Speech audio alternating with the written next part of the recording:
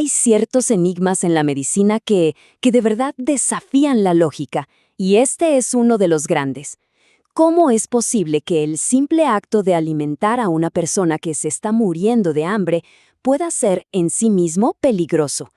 Hoy vamos a desentrañar el síndrome de realimentación, un fenómeno increíble donde la cura puede literalmente desencadenar una catástrofe. Para entender esto, tenemos que viajar un poco en el tiempo.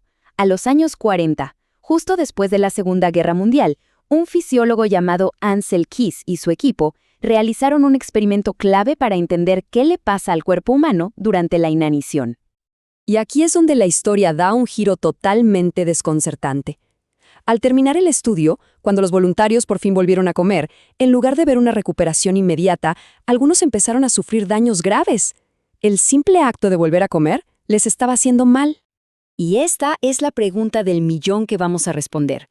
¿Qué demonios pasa dentro del cuerpo para que la comida, la fuente de vida, de repente se convierta en una amenaza? Bueno, vamos a meternos de lleno en esa bioquímica. A ver, lo primero es entender la increíble máquina de adaptación que es el cuerpo. Cuando la comida escasea, no se rinde sin más, no, entra en un modo de supervivencia súper eficiente. Pensemos en esto como si fuera una fábrica enorme que de repente se queda sin energía. ¿Qué hace? Apaga todas las máquinas que no son esenciales y empieza a funcionar con generadores de emergencia. El cuerpo hace exactamente eso, baja su metabolismo al mínimo y cambia toda su química interna para sobrevivir con casi nada. Y aquí, en esta tabla, está una de las claves. Durante la inanición, la insulina, que es la hormona que nos ayuda a guardar energía, está por los suelos. El cuerpo está en modo catabólico, o sea, se está destruyendo a sí mismo para conseguir combustible. Pero en cuanto se empieza a comer de nuevo, ¡pum!, todo se invierte de golpe. En este estado, el cuerpo literalmente se canibaliza. Consume su propia grasa y sus músculos para seguir funcionando. Pero aquí viene el punto más peligroso y sutil. Aunque minerales vitales como el fosfato y el potasio se están agotando dentro de las células, un análisis de sangre podría salir normal. Es una calma que engaña, una deficiencia oculta que está preparando el terreno para el desastre. Y ahora sí, llegamos al momento crítico. ¿Qué pasa cuando en este sistema, que está en un equilibrio tan frágil, de repente introducimos comida, sobre todo carbohidratos? Pues se activa un interruptor que desata una reacción en cadena. El regreso de los carbohidratos hace que la insulina se dispare. Imaginen que la insulina es como un jefe de obra que grita: «Todos a construir, ahora». Para obedecer esa orden, las células empiezan a jalar desesperadamente fosfato, potasio y magnesio de la sangre. El problema es que ya casi no quedaba nada. El resultado es un colapso, un desplome repentino de los electrolitos. Y falta un jugador clave en esta historia, la tiamina o vitamina B1. Es, digamos, la chispa que necesita el motor para quemar el combustible de los carbohidratos. Si se agota, y se agota rapidísimo, el motor metabólico se para en seco, afectando gravemente al cerebro y al corazón. Es una pieza diminuta, pero absolutamente vital. Y claro, esta caída brutal de minerales y vitaminas no es un problema menor. No, es una falla sistémica que pone a los órganos más importantes contra las cuerdas, llevándolos al límite de su capacidad.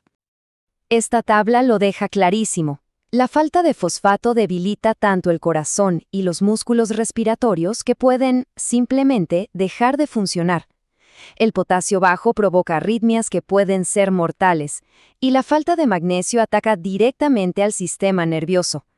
Cada uno de estos electrolitos tiene un trabajo, y su ausencia es, sin rodeos, catastrófica. Y para que nos demos una idea de qué tan común es esto, no es algo súper raro, un estudio encontró que la incidencia del síndrome de realimentación era del 48% en un grupo de pacientes desnutridos, ¡casi la mitad!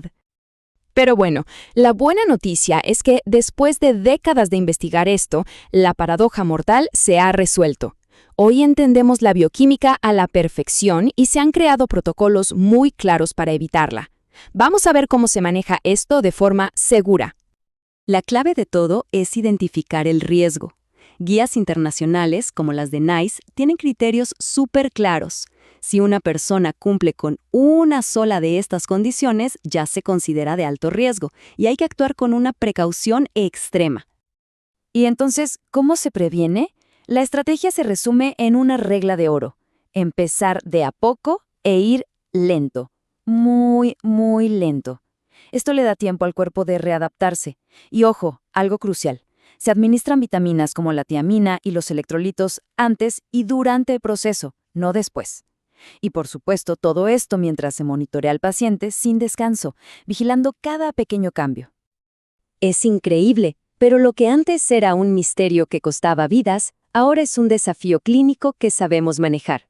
El conocimiento de la fisiología nos ha dado el poder de anticiparnos a esa cascada de eventos y, básicamente, desactivarla antes de que empiece. Y esto nos deja con una reflexión final muy potente.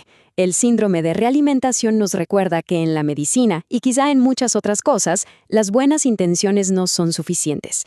La verdadera curación necesita una comprensión profunda y nos demuestra que, a veces, el camino más cuidadoso y científico es también el más compasivo de todos.